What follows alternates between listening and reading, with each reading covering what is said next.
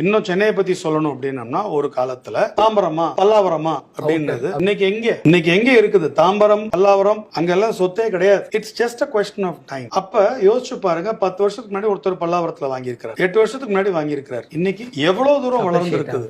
அதுதான் wealth building. நான் அங்க போய் எப்படிங்க பல்லாவரத்துல இருந்து நான் ஆபீஸ்க்கு வரேன்னு ஒருத்தர் 10 வருஷத்துக்கு முன்னாடி கேட்டிருந்தாருன்னா அங்க வாங்கியிருக்க மாட்டார். It is like buying with vision. விஷனோட அவர் தொலைநோக்கு பார்வை இருந்ததுனால பல்லாவரத்துல வாங்கினாரு. அவர் அங்க இருந்து இங்க வர சிரமப்பட்டாரோ இல்ல இங்க பக்கத்திலேயே லிவ் பண்ணிருப்பாரு, வாடகைக்கு தெரியாது. பட் இன்னைக்கு அவருக்கு தான் மேக்ஸிமம் அப்ரிசியேஷன் இருக்கும், பிகாஸ் அவர் எமர்ஜிங் மார்க்கெட்ல இன்வெஸ்ட் பண்ணதுனால. இல்ல நான் என்ன சொல்லுவேன்னா, அவங்க சொல்றது ரைட், விஷனோட வாங்கி இருக்கலாம். விஷனே இல்லைனாலும் சிம்பிளா என்ன பண்ணணும், தன்னால எங்க வாங்க முடியுமோ அங்க வாங்கணும்.